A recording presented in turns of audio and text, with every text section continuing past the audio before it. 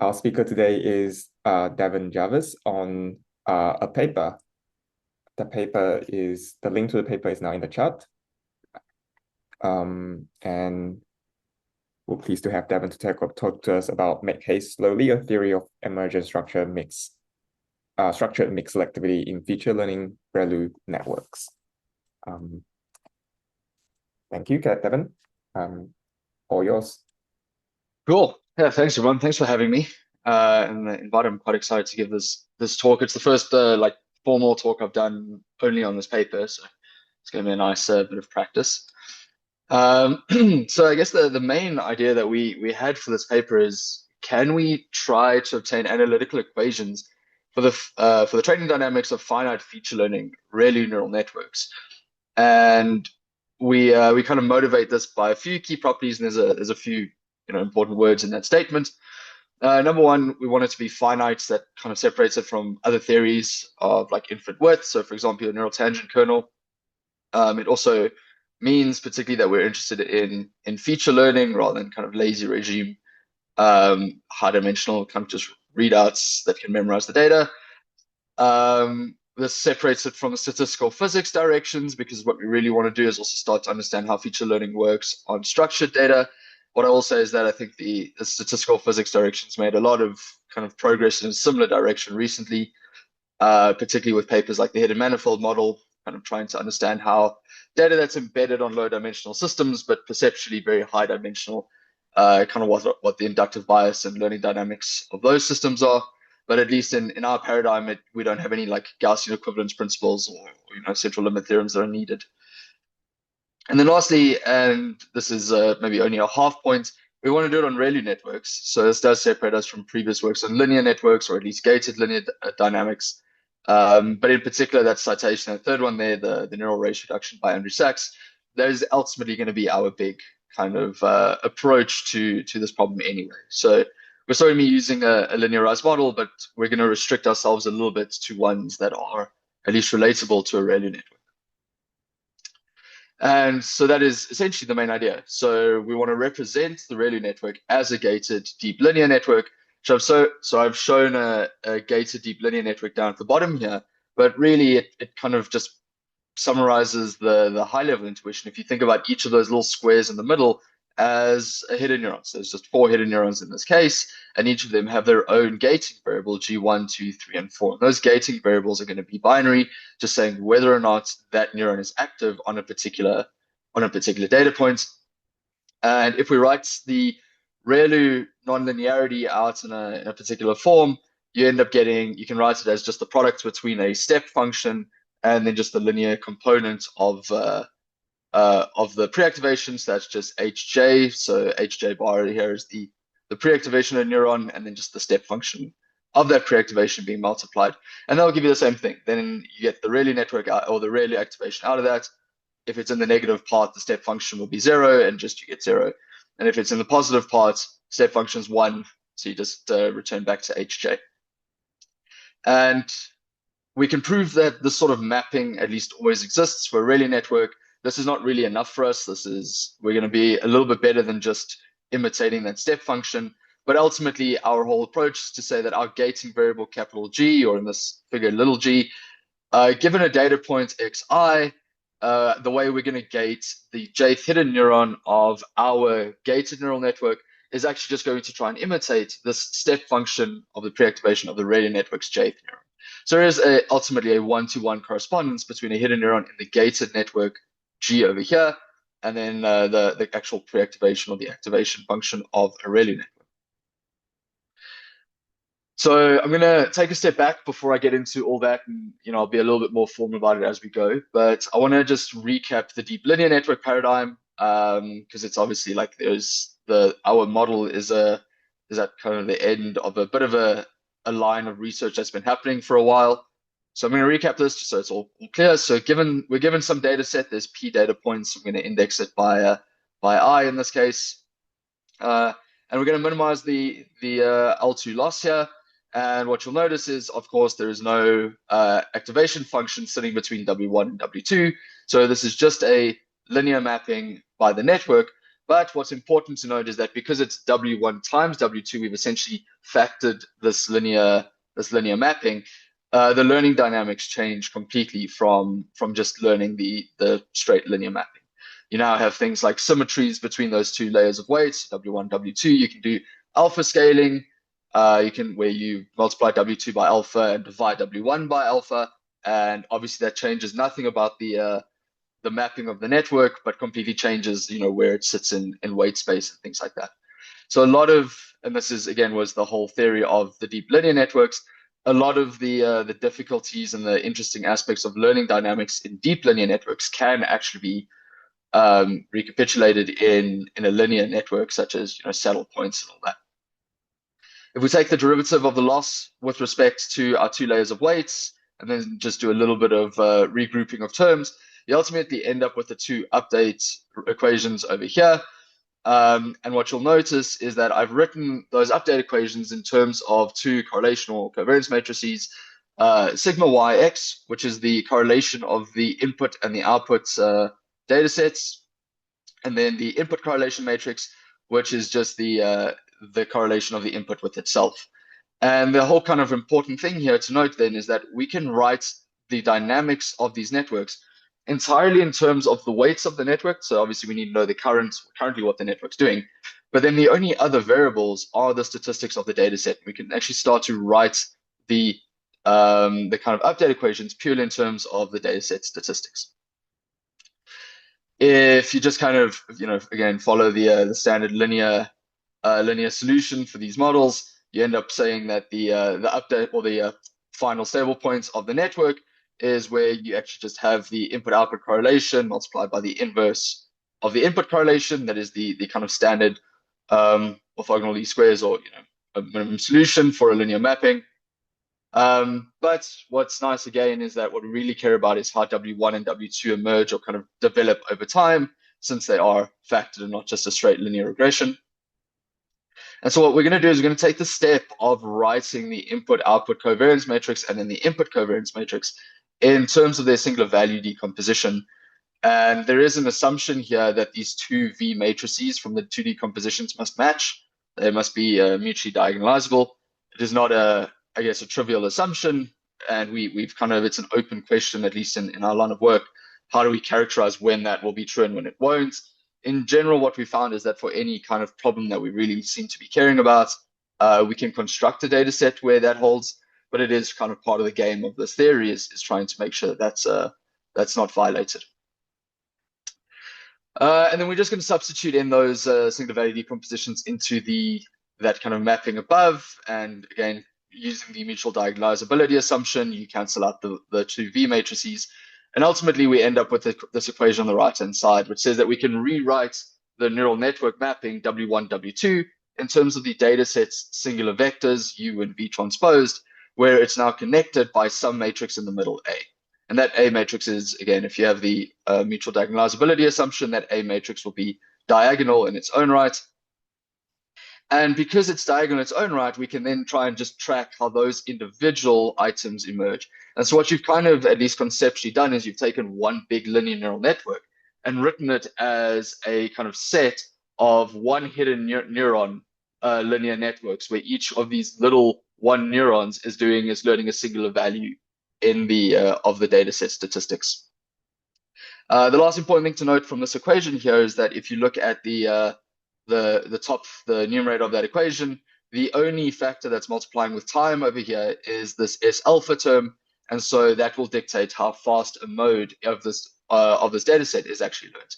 And this turns out to be really important later on, because what we are going to ultimately care about is how quickly these modes learn relative to each other. Okay, and so we're going to try and track now the development of W1, W2 over time completely by tracking the individual A mode developments. Does that work for everyone for now? I should have said at the start, you guys are welcome to interrupt me. Yep, that is clear. And Good. And the mode being one of the singular vectors, singular directions. Yeah, and I guess obviously to you guys, I don't need to explain it, because that is the point of the seminar series, right? So what you guys care about. Okay, so I guess hopefully that's clear, but yeah, let me know if it doesn't stick too well at some points. So just to summarize, we do have two main assumptions. Again, the mutual diagnosability of the data sets is something we do need. And again, I don't want to downplay that. That is restrictive. But then on top of that, and then the really kind of big one here is the fact that we need the network weights to also align to the singular vectors of the data set, correlation matrices. This has been termed the silence alignment effect. And again, you can kind of see it if you just do the somewhat colloquial, like, hand wavy proof I just did on the previous slides. You can kind of just see that that is naturally where the stable point ends up being. But the fact that it needs to align at the very start and stay aligned is, again, that is actually a big assumption. It's not something we can enforce, or not something we go about enforcing. And this has actually been termed the silence alignment effect by another cool citation from Cengiz Pelivan's lab out of Harvard. And they essentially showed in 2021 that like this does just happen. It's kind of within a couple epochs or steps of training, you will end up with your singular vectors aligning, and then the only thing that is left to learn is just how these modes connect. It's helpful to consider what happens if they're violated.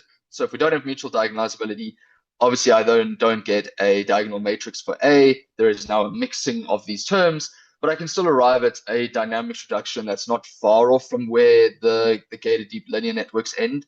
But now it is just I don't get the same benefits of writing my network as a set of one-dimensional networks in their own right.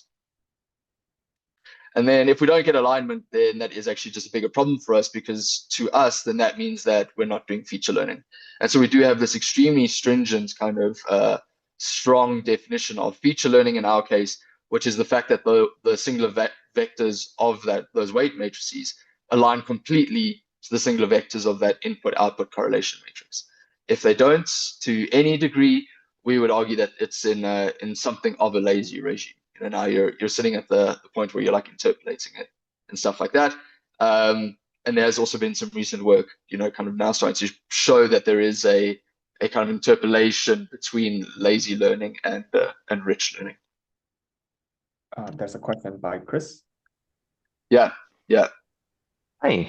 Yeah, so just to clarify one thing before we go on to, I guess, like the gated network part of the talk. So one thing I was personally interested in about deep linear networks was what happens. So it seems like so far you're making the assumption that there's just one minimum, right? That you have enough data that there's really, you're uniquely specifying what parameters are optimal. And then what you've written is you said you're looking at the singular values of the product W1, W2 as a function of time. Is that sort of? Yeah, so we're definitely doing the latter part. The fact that there's a singular or a single minimum is not like, this is not a convex optimization problem. Like the landscape is highly non-convex. Yeah, and in fact, so there is not really. Okay, I mean, but there's a single minimum in function space. Yes. Yeah. Yes. That's the normal situation. So, but so do you also think about the case where there is not a single minimum in function space because you don't have enough data, or does that maybe not make sense because these networks are like too small to imagine them being overparameterized? Like, what if I had many hidden neurons? Like I had a deep linear network with many parameters. Yeah, no, okay, so those are all good questions. So to answer the second one first, the only assumption on the hidden layer here is that you need to have as many hidden neurons as there is rank in the data set. So if you're going to do a rank 4 task, you have four hidden neurons. That is, again, just to assume that we have enough parameters to do the task. And then to go back to the first part of that, we are just doing full batch gradient descent here. So we don't really have a notion of subsampling or not having enough data to do the task. By definition, we have all of the data. That's not really where this method of deep linear networks really stands out. So I think in those cases, like statistical physics and stuff like that, is mainly where you can speak directly to generalization. There are ways of speaking to generalization with these models by looking at things like what singular values emerge first. You can maybe do a thing, talk to like a signal to noise ratio and stuff like that. But in general, we just assume we have full batch for the problem. Okay. All right. Thank you. And if I remember correctly, for for deep linear network or just like one layer, one hidden layer linear network, there is no the only local minima is the global minima, and everything else, every other critical points are saddle points. If I remember correctly, Yeah. is that right? Yeah. Yeah, So that's correct. Yeah. Yeah. Can you explain more about the silent alignment effect? Is that about the initialization, or is it something that needs to be maintained throughout, or is it something like if it is somewhat aligned at initialization, you are that will be maintained throughout?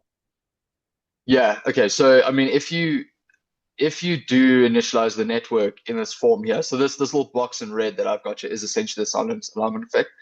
So we want W1, W2 to be diagonalizable with U and V transposed. So if you initialize it in that way, it will stay that way. It definitely is not, there's no kind of good reason in terms of gradient descent to push it away from that.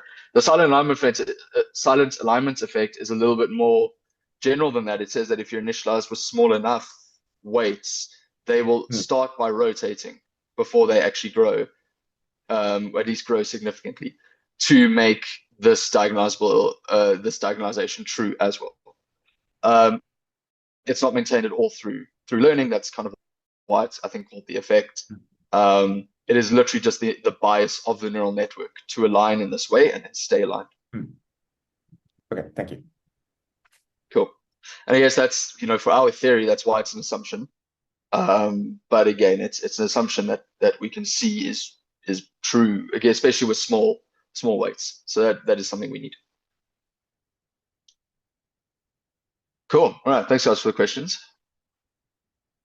So let's, I figured we'd dive into a quick example just to, I guess, make it intuitive. But again, I appreciate the fact this is probably not something I need to linger on for this audience. But just to kind of help visualize how this works. Let's say we have inputs X on the right-hand side in this case with an identity mapping, and we're mapping on the left-hand side to a bunch of different properties of the items on the right. So we have a salmon, a dog, an oak, and a rose. And on the left-hand side, the properties that we have are designed particularly to be hierarchical. So for example, the first property, is it alive? That's common to all 4 items. Can it move? That can only be the salmon and the dog. The oak and the rose are the only things that have roots, and then all of the items have their own specific feature that kind of puts them at the bottom, the leaf nodes of this hierarchy. And we're going to train our neural network to perform this task. I do appreciate this is a little bit of an unstandard task given the fact that we're going from identity on the input to a set of features on the output. But this is more motivated by kind of like historical setups with coming from like early connectionist models and that sort of thing. If we get the input output covariance matrix or correlation matrix, because the input is identity, it just ends up being the same as the labels. And we can do the singular value decomposition on this matrix to try and get our dynamics. And what we'll find is here we can kind of analyze the singular vectors. And the first singular vectors, or the set of singular vectors, will essentially look for input concepts. You can see how they are identifying levels of the hierarchy. So the first row there is just active positively for all concepts, because all concepts are things. The second level of that, or the second singular vector there, is positive for animals, negative for plants. And so we can separate those 2 concepts now. And then third and fourth separates the concepts of types of animals, types of plants. There's a similar analogy that can be made on the output side. So on the U matrix, we get the output concepts. So again, in this case, we're going to be mapping or kind of aligning the first singular vectors from V transposed onto the first column of U. And then that will kind of tell us about how does the concept on the right-hand side, so the input concept, map to particular concepts on the output side. So for example, in that case, this kind of essentially just gives you the average of your data set. But then if you look at the second column of U, it's positive for move, negative for roots. And what that identifies is that animals can move and then plants have roots, but the opposite combinations are not true. And S in that case is the data set singular values. So that's ultimately just fixed. And when we write our neural network in terms of the same singular value decomposition, we're going to be getting this matrix A, which is now a function of time. And over time, we want to see how this association between input and output concepts develops. And what that really looks like is how our neural network learns to match the input-output correlation matrix of your statistics. So over time, A1 is going to grow until it's equal to S1, A2 will grow to be equal to S2, and then so on. And again, what matters a lot to these equations is the fact that the magnitude of that S value determines how quickly the mode gets learned. So we also know that the neural network is going to be learning these modes in order of significance. And again, if this was maybe more of a cognitive talk, and Andrew Sachs has done quite a lot of this sort of work, you can then start to make analogies to things like how do children learn. For example, children also learn in kind of order from top to bottom of a hierarchy and so on. So we can see how it develops, and it kind of also matters that it is stage-like. So it goes through this like really long initial stage of no progress, and then suddenly within a handful of epochs, the mode will kick in, and you get this like very stage-like looking, very rapid acquisition of new knowledge until it reaches its stable point where now A1 is equal to S1, and then that mode is just acquired. And because you're not getting any kind of rotation of those singular vectors or anything else, you that mode will just be static for the rest of training. Okay, so I hope that maybe at least that helped. Again, I appreciate that's something you kind of have all seen or at least familiar with. We can now move on and extend this to the gated deep linear networks, which again, this came from this paper in 2023, also by Andrew. And essentially, the gated deep linear networks was an extension of the linear network paradigm to be a dynamic ensemble of linear networks. And I've kind of got this image here showing how essentially every square here in this figure is going to be a set of neurons. It's not necessarily one neuron, as I explained it on the first few slides. This is now just a layer in the network. And we're going to have gating variables GV, so they act on entire blocks of neurons. And then GQ is going to be acting on the edges between neurons. And those edges between blocks. And the edges between blocks corresponds to the actual layer of weights that connect to two sets of neurons. And so it's dynamic because ultimately with these gating variables, the parts of this ensemble that you're using change, and ideally they change from data point to data point.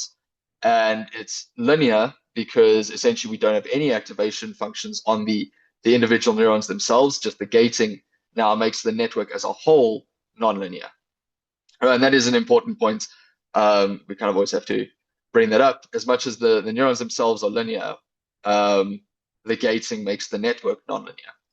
And so we can then derive the training dynamics of this network in a similar fashion. Because it's linear, we can still start to think about phrasing the map or the update to WE here, so a layer of weights in the network, in terms of the pathways it contributes to.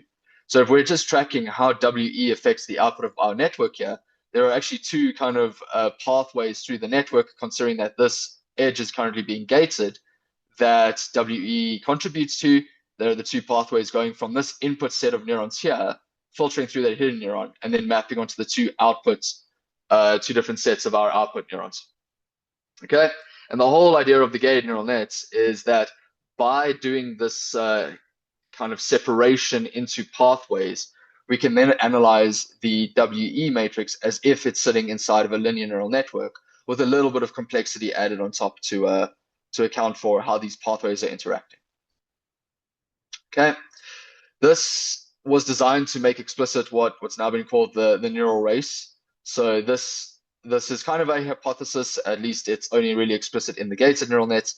So in this case, they argue that neural networks structure information in a way which makes learning as quick as possible. And that seems kind of redundant considering that we're doing gradient descent, but really it's more of a gradient descent over time kind of argument. So while gradient descent is doing steepest descent at any given time, really it seems that the inductive bias of the networks is there to maximize learning speed across multiple epochs, which is again not something that's necessarily guaranteed, given the training strategy.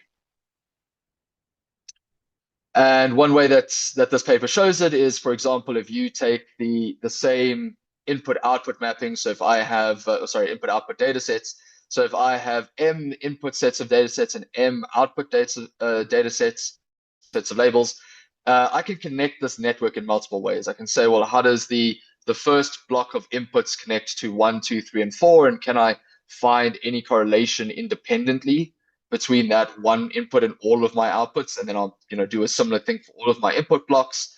Maybe I allow some degree of sharing. So the first and the second input mappings go through the same set of hidden neurons and then filter out to the same set of outputs. Or I can get to the extreme case where I now have two sets of hidden neurons in the middle here, and they're completely densely connected. They will be used for every single mapping from input to output, and kind of contributes to the entire network's learning. And then the only distinctions here, and the only way I am kind of sensitive to which data set I'm working on, is how I gate on and off kind of the pathways going in. And it turns out that if you kind of do the dynamics for this, and I will kind of go through the high level of these dynamics in a second, it turns out that there is a massive bias towards the shared architecture, mainly just because it's like a pathway counting analogy or a pathway counting idea. It's just going to be active more often. So it's going to get more gradient ascent steps. So that's going to then learn quicker. There are, I think, you can obviously construct something like a no-free lunch where that doesn't happen, but in kind of, again, realistic looking settings and the kinds that we've been analyzing, that seems to just be, extremely consistent. It also comes then, as I said, from the singular values of the neural network. So we know that it's not just about having that layer active for multiple pathways, but also how the dataset statistics play out, because linear networks are going to learn quicker the larger those singular values are, especially that first singular value. And really, ultimately, what these neural networks are doing is trying to see which pathways through the network have a top singular value that activates first, that gets learned first. And once a top singular value is learned for a particular pathway, it starts explaining parts of the data, all right? Which means that now it's going to be dropping the top singular values for other alternate pathways, which means they're going to learn slower. And eventually you get to a point where it's kind of reached something like an escaping time. It's going to learn fast enough to completely dominate a mode. And that is really why these dynamics work, is because it is very much a winner-take-all kind of approach to the analysis, or kind of behavior from the network. Once the pathway has its top singular value that gets learned, it will just learn the rest of that input-output mapping as best it can. And again, as I said, also comes from pathway reviews. Yes. Yeah.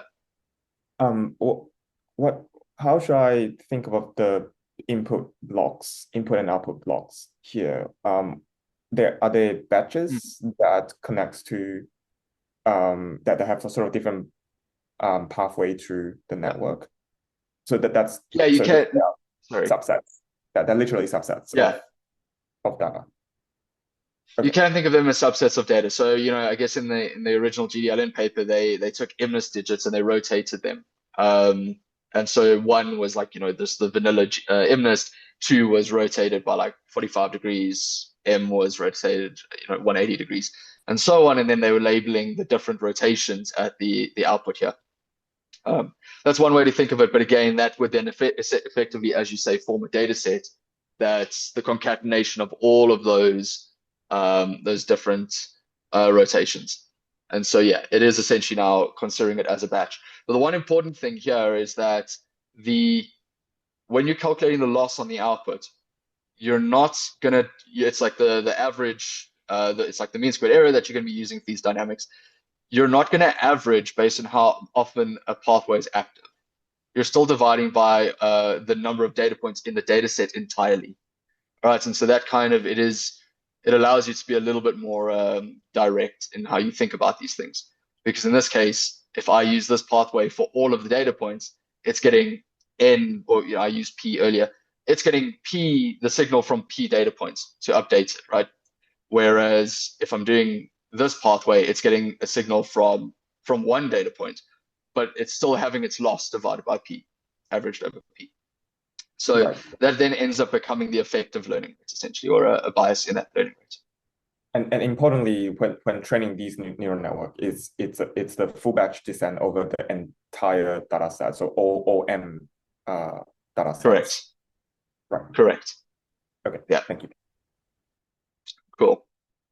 So ultimately, when we run, we could do the derivation of this. We get this as being the update equation for one of the layers in our network.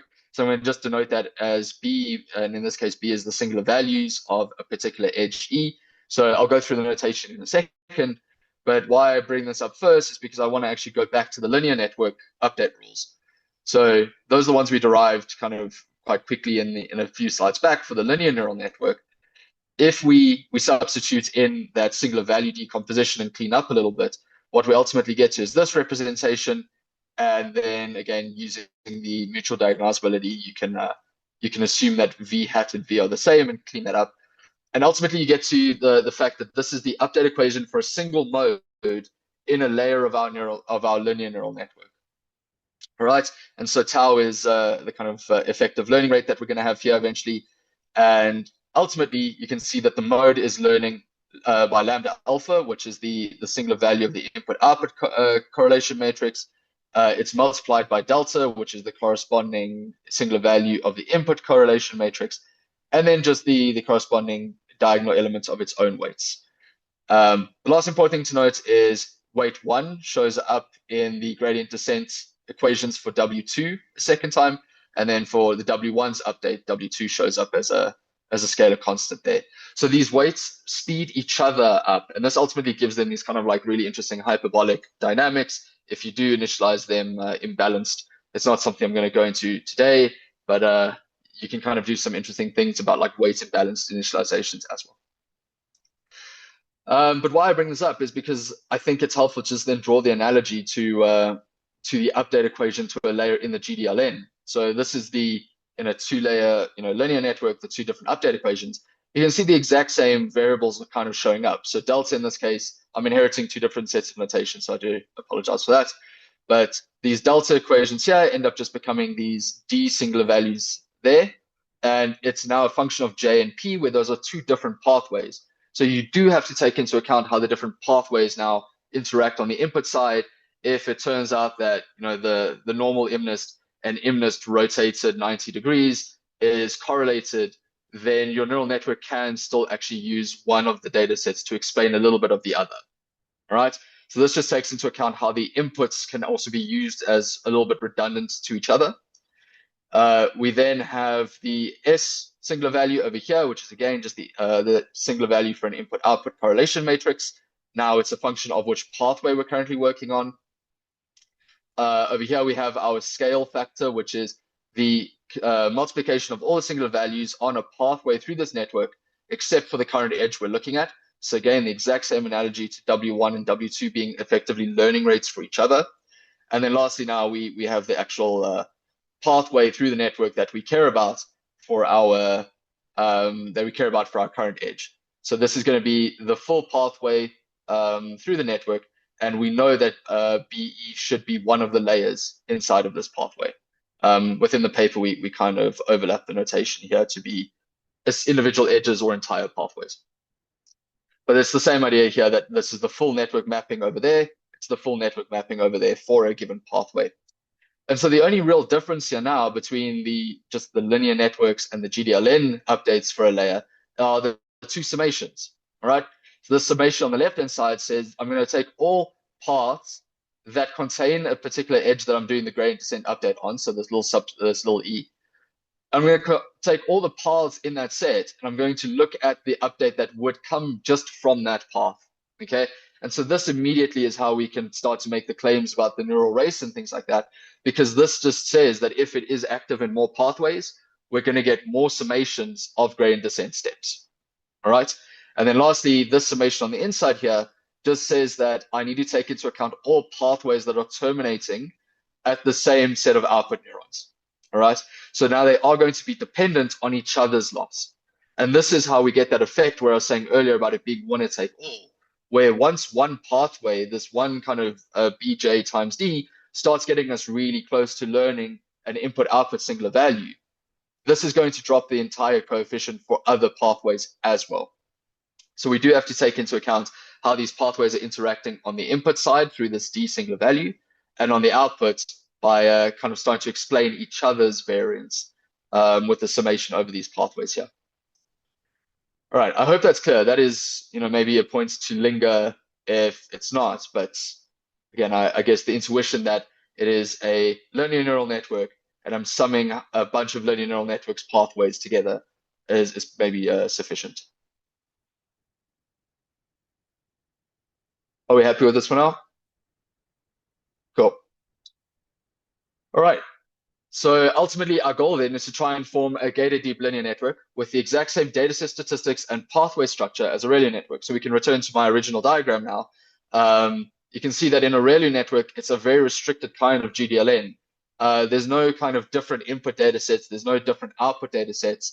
Really, it is just the same thing feeding into a bunch of linear pathways through the network, each with their own gating variables. And this is now where I want to deviate from what I said at the beginning, where we're thinking about these blocks as being neurons. I want to actually think about them as entire sets of hidden neurons and linear neurons. And the reason for that is this is where the benefit of this mapping is going to come in. I'm going to now try and represent the ReLU network with as few of these blocks as possible, which kind of gives it this almost like mechanistic interpretability flavor, where I'm saying, well, what are the individual functions, linear functions, that are being composed by the ReLU network to actually complete this task? So I don't want to be considering the GDLN as gating on an independent neuron level. I want to actually be considering them as blocks of linear pathways now.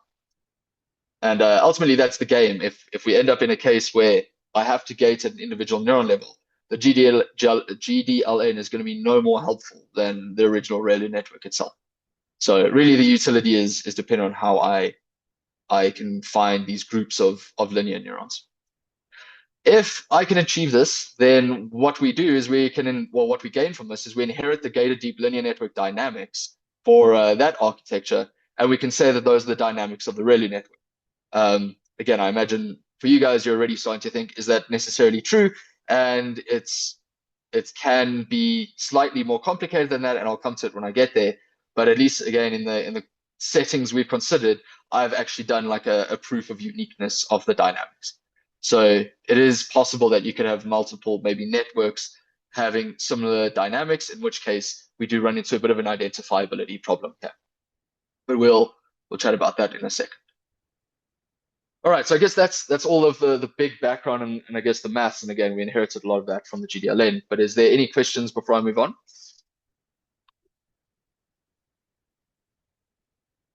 Cool. All right, so the first task we introduced in our paper is an extended XOR task. So this is a really, really simple setting just to kind of see how it works. And it ended up being actually quite a rich, interesting thing to see. So in this case, I'm going to now have the XOR task on x1 and x2 variables. So in this case, it is just, you cannot linearly separate the blue and the yellow dots if we just projected them down onto x1 and x2. But now I'm going to have this shift in the x3 dimension by some value delta. All right, so if delta is 0, obviously we then get back to XOR. But now I'm going to shift it either, up to 2 units, both vertically and in both directions vertically. And this will now give us a boundary to linearly separate the data points. All right, so the yellow data points shift up in x3, and then the blue ones shift down in x3. So now it's linearly separable. And there are 2 different gated deep linear networks we can see that could possibly be used here, or that the ReLU network would ultimately have available to it. And so the first one is that we have the linear network, which actually uses just x3. So in this case, when we get a data point that's gone up in the x3 direction, we're going to gate on one set of hidden neurons. So we can then just learn to activate and say that's a yellow output. And the other pathways it's going to gate on when it's gone down in x3. And then it's going to then map onto the appropriate output. The alternative one is the standard XOR task, or the standard way that you would see a ReLU solve the XOR task. And that's by allocating every single data point its own hidden neuron. And you get this kind of like fanning out of the weights, where all the weights will just point in the direction of one data point. And so we were particularly curious, how does the network choose between these strategies? And in theory, the way of thinking about this is that the ReLU network is initialized with all gating strategies.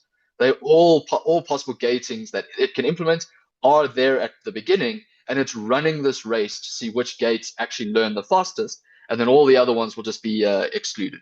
That is somewhat more of a conceptual way of thinking about it. But that's kind of very much what we were trying to get at with this analogy or this extended XOR task. And so if we look at delta, if delta is really, really large, we can look at the different learning dynamics of the network. So in green, I have a simulation of a ReLU network just learning this task. And then the blue is the strategy in B over there, so the more linear strategy using X3. And then in orange is the real XOR solution way of going about solving this. And if delta was large, so if I had a large X3 shift, then that actually ends up dominating the dataset statistics. And my network will prefer to just use that feature to solve the data. And the learning dynamics of the ReLU sit completely on top of the dynamics of that blue architecture. On the flip side, if it was sufficiently small, then X3 would kind of not dominate. It would be quite a low learning rate, particularly because of that singular value is going to be what's dictating the learning speed. And so I'm going to end up with the XOR being the architecture that the ReLU network chooses. And you can see now that the ReLU's loss sits entirely on top of the XOR network's training dynamics. And in the paper, we did solve for the exact points. Jump ahead, we solved for the exact point where this happens. And it turns out that, again, it is just a completely winner-take-all solution. We can actually see that if you do the GDLN dynamics for the linear strategy, and you do the dynamics for the XOR strategy for all, and you can obviously do them in terms of delta parameter, you can plot them, and it turns out that the ReLU network follows almost exactly which one is learning fastest at all points in time. There is obviously in the middle there where they're learning equivalently, and then you probably get some kind of like initialization effect. But ultimately, in that case, that's not going to change the learning speed anyway when we plot it this way. And we called this GDLN that imitates the ReLU network the rectified linear network. And we felt that it deserved its own name, mainly because of one kind of subtle concept that we kept running into, which is the fact that the gating variables that a ReLU network can use is much more restricted than actually the space of GDLNs. Because the GDLN dynamics kind of just take these gatings for granted, there it's almost just given in the dataset statistics, and we can decide how we want to do that. Whereas the ReLU neural network, it's limited to learning the gatings using the weights that it's also using to learn forward propagation. And that ends up actually being fairly restrictive, and it's kind of a big way.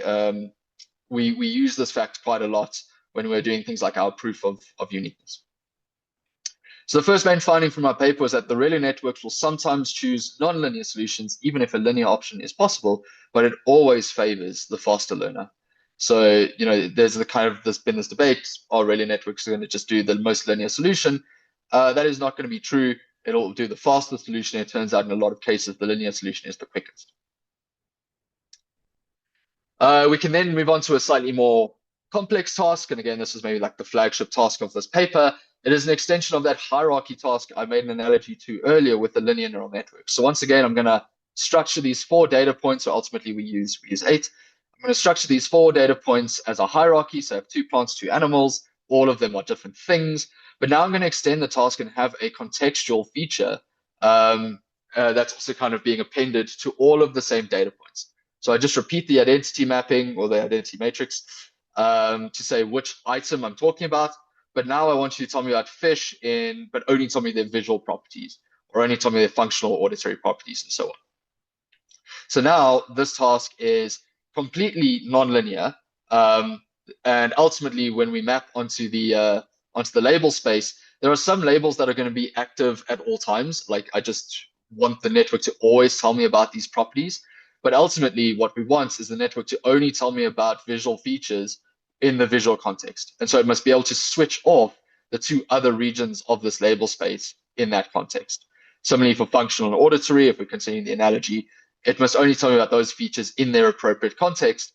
And what was interesting is we could then give these different contexts different ways of structuring the hierarchy. So this is your vanilla hierarchy we saw earlier.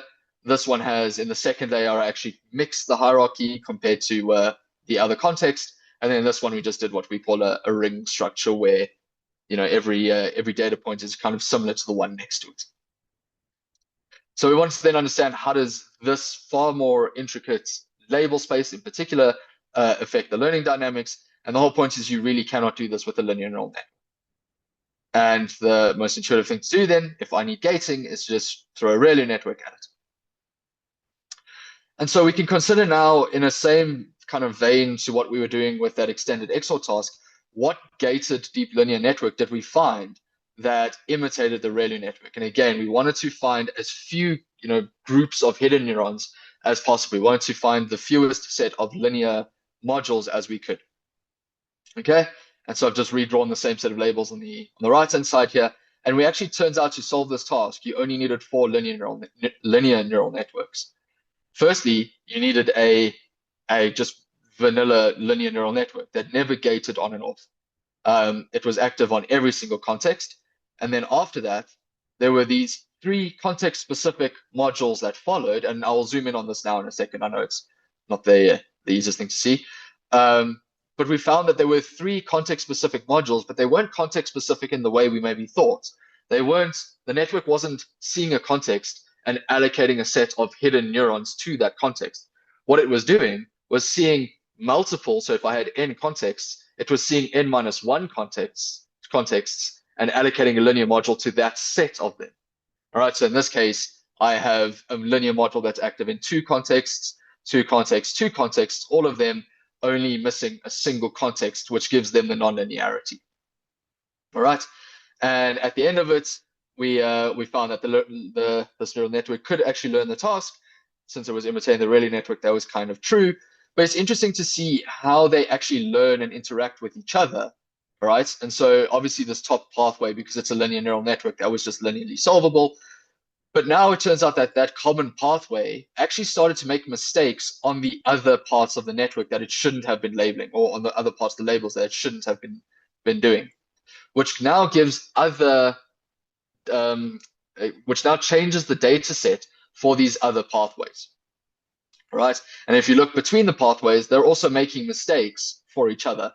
And so what ended up happening in this network was when one pathway would emerge, so you would end up learning this kind of linear pathway that never gated off, because it was making mistakes, it would actually add residual to the other pathways, which would show up in their singular vectors or singular values as being a kind of larger singular value, which would make these pathways learn faster. And so we ended up with this extremely, I guess it's to a degree kind of like an inhibition excitation balance, where each pathway is learning just as fast as it can, but then they make mistakes for each other, which then speeds up their own learning. And then the problem with this, though, especially if you're kind of into recent algorithms of machine learning, is that these are highly, highly coupled. There is no notion of like real context specificity here or any sort of specificity to a single item. These linear pathways only make sense in the context of the other 3. Okay, so they can learn the task together, but they're not semantically really meaningful in their own right. And that, to begin with, was an interesting finding for us, and it really kind of, I guess, highlighted this idea of the neural race, because not only did it say that you're going to learn the pathways with the top singular values, but actually, when you learn one pathway, you're going to increase the singular values of other pathways, maybe suppress the singular values of a different set of pathways. And that will change how the network structures these problems. And ultimately, this arrived at what we called structured mixed selectivity. And we kind of thought this was pretty neat, and it motivated the title of the paper. Because in machine learning, there's been this debate of if things are mixed selective, they're usually considered as lazy. You reuse hidden neurons for parts of the problem space, but that's not what feature learning would do. Whereas then kind of structure was always thought to come from this very sparse feature learning behavior. In this case, we actually found that the network could do both. It would reuse neurons for part of the problem, again, because we have this pathway counting bias, but it actually did it in a way that it learned highly structured linear pathways in their own right. They were just coupled to each other. All right, and so empirically, how did this do? We can compare this to the loss dynamics. So in pink, I've got the ReLU network, and I plot its output over time. And if I take my rectified linear network, so to speak, and I plot it, then the loss dynamics sit almost entirely on top of that. So we were pretty satisfied, and we said, well, that's great. We found the corresponding GDLN, and it turns out this ReLU network only really had 4 types of hidden neurons, and we were even happier when it looked like they were all making the same exact mistakes over time, which, if we found the right gatings, would just be necessary. And then lastly, if you draw the dashed green line over this, we get the learning dynamics for the rectified linear network. So it's a GDLN. So we have the neural race dynamics, and that's sat kind of directly on top of both loss functions as well. So this was promising. We said, great, we had finally achieved something like learning dynamics of a ReLU network, at least on a admittedly simple task, but more complex than we had ever got to with the linear paradigm before. But obviously, there is this big question, well, could there have been another loss that looked identical, but had very different behavior? And so then we ultimately went down this path of proving the uniqueness of the rectified linear network. So I see I'm coming up on an hour. I actually don't have too much further to go.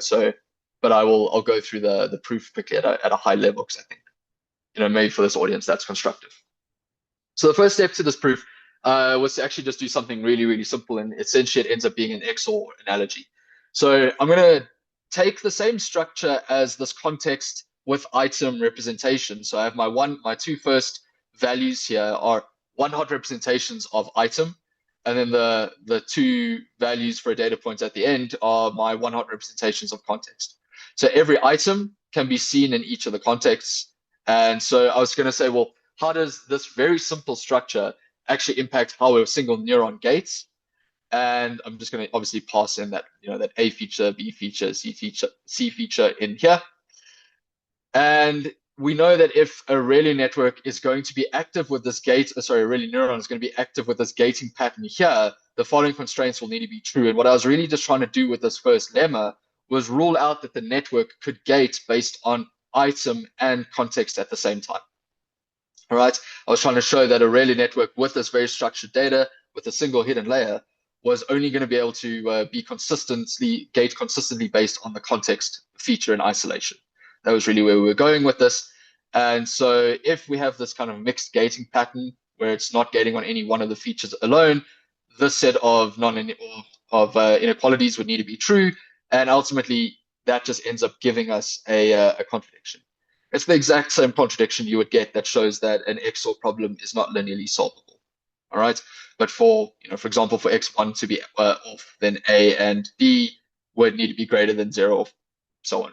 You could just do all the combinations. So that was the first step here. Again, I don't think that was a particularly sophisticated part of the proof, but what it did do is it allowed us to rule out that as a gating strategy, a one hidden layer ReLU network could use. The next thing we did is, and this is kind of where the insight of the loss dynamics comes in, we used the Cauchy interlacing theorem to show that removing any input or output feature will always slow down learning. All right. And essentially, the way this works is if you take a row of a matrix or a column of a matrix and you delete it, the top singular value can only go down. So what we did is we took the correlation matrix that for a linear pathway, and we said, well, what happens if I delete a row or a column? That corresponds to deleting an input or an output feature. So we know that when that happens, the top singular value can only go down. I can only get a linear pathway connecting it to the linear dynamics. I can only get a linear pathway that learns slower. What this then allowed us to show to a degree is then kind of by reasoning over the different pathways that emerge over time, we could then say that number one, the linear pathway on this data set would always learn the fastest. And then combining it with that previous proof, we could then actually rule out that it would ever do anything other than gate consistently based on a context feature. The proof gets a little bit more intricate than I can go into right now.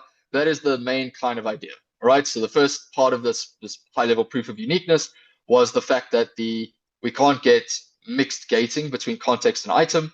And the second part of this was to say that it was always going to be as linear as possible. It was never going to gate on and off features unnecessarily.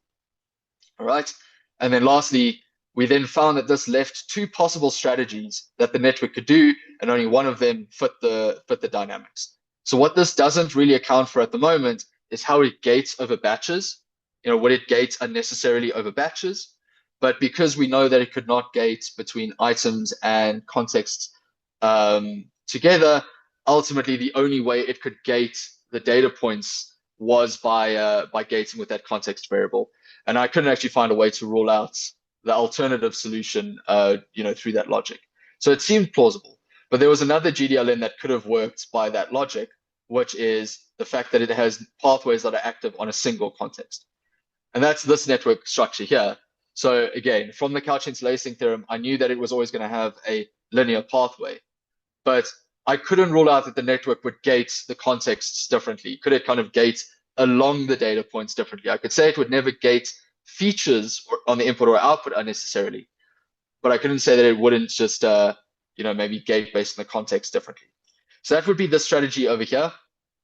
Again, we see that the network is making mistakes for each other on the context that it shouldn't be active for. And again, they become highly coupled, but really, I couldn't say why the network would favor the two context strategy over this one context strategy.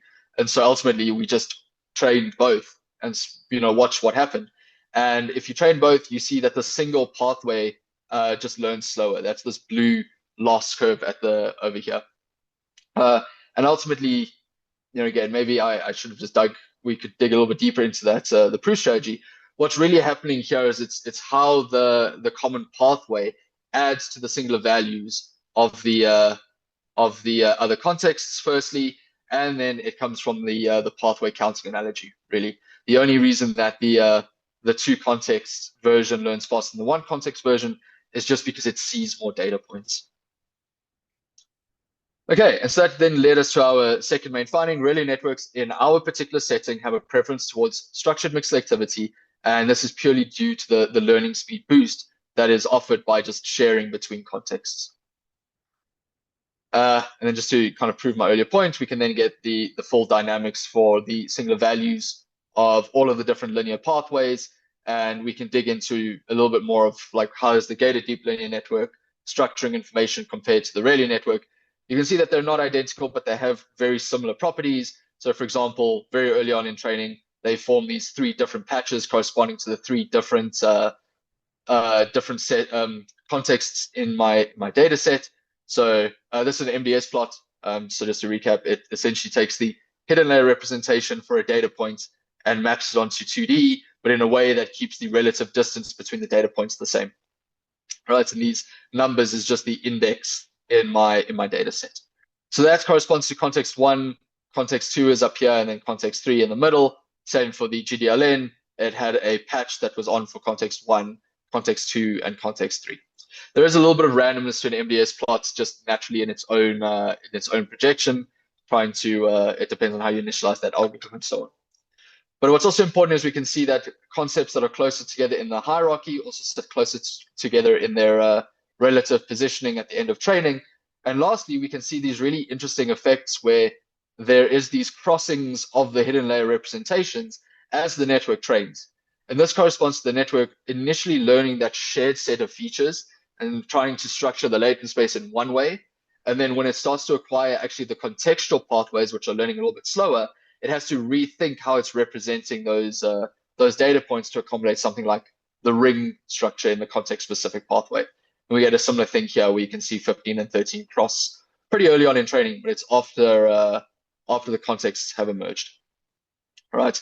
The GDLN in general is a little bit of a cleaner representation because it's not so distributed.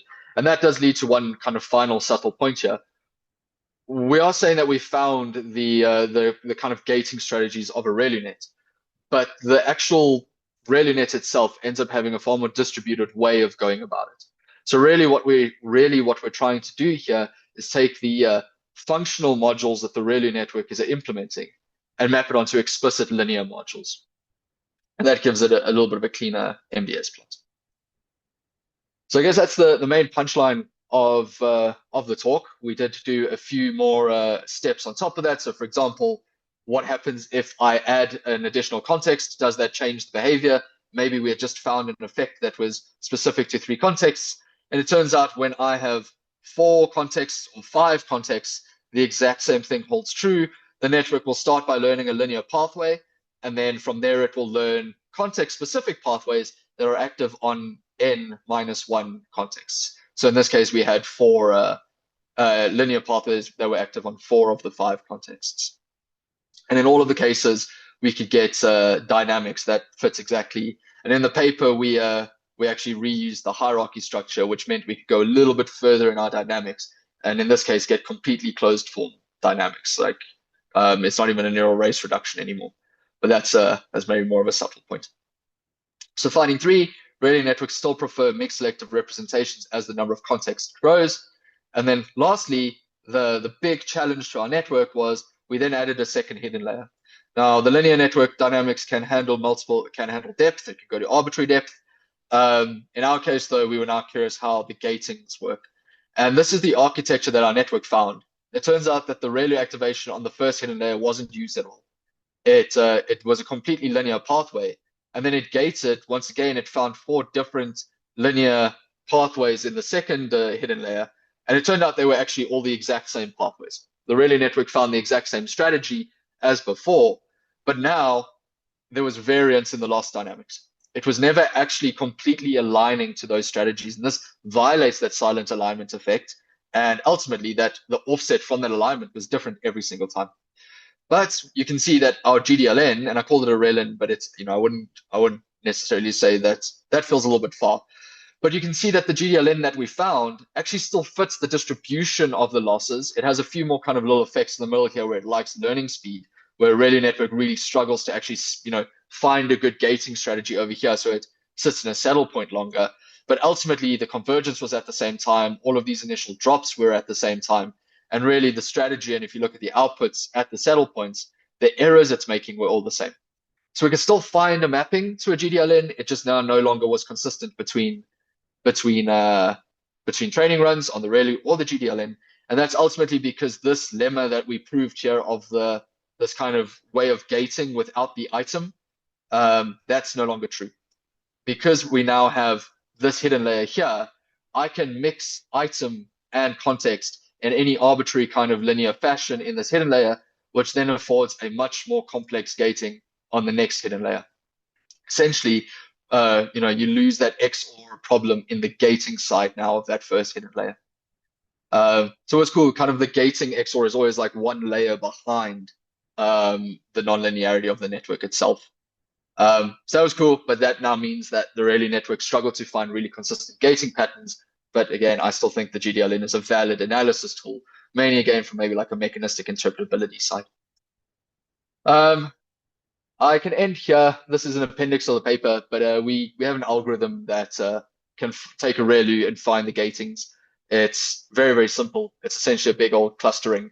You take the network while you're training it over time, you just sample hidden layers and you stack the hidden layers. So now for each data point, you get a much richer kind of vector of the hidden layer over time of the ReLU network. And then you just cluster that to try and find what data points were being clustered similarly. And that's it. At a high level, that was the entire strategy. And in our case, when we did this on our data set, the 4 context data set, the top 2 didn't really work. They get this kind of shading that means that it's not kind of seeing the correct gating strategy. But then when I got to 4 clusters, I saw that there was a linear pathway that's always active, then the 2 context ones, and so on. And ultimately, if you want to find which gating strategy works, you just do kind of like an elbow for a similar analogy to k-means clustering. And once we got to four modules, the difference between the GDLN and the ReLU network itself in terms of the output, it went to 0, which means that that was the minimal number of clusters we needed to solve the task. And so that was the gating structure we ended on. I would say that this is currently the biggest weakness of this method is finding those gating structures can be hard. And it can be a bit of a laborious task. In conclusion, we can map a ReLU network to a GDLN. The ReLU network is more restrictive than the space of GDLNs, which kind of can be utilized to do things like the proof of uniqueness, but also means that there are probably more interesting dynamics for ReLU networks, which we haven't found. And what is also important is in this case, we found that the gating patterns were consistent over time from the start, but it turns out that there's no guarantee of that. In our framework, we don't guarantee that we can accommodate changing gating patterns. It just turned out that the ReLU network never did that on any of the tasks we presented in this paper. But I think a cool direction of future work is to consider the changes in gating patterns that might emerge in a ReLU. Cool. And these are my PhD supervisors at the time. Andrew Sachs, obviously leading the linear dynamics stuff, and then Benjamin Rossman and Richard Klein, who are at Wits in South Africa with me.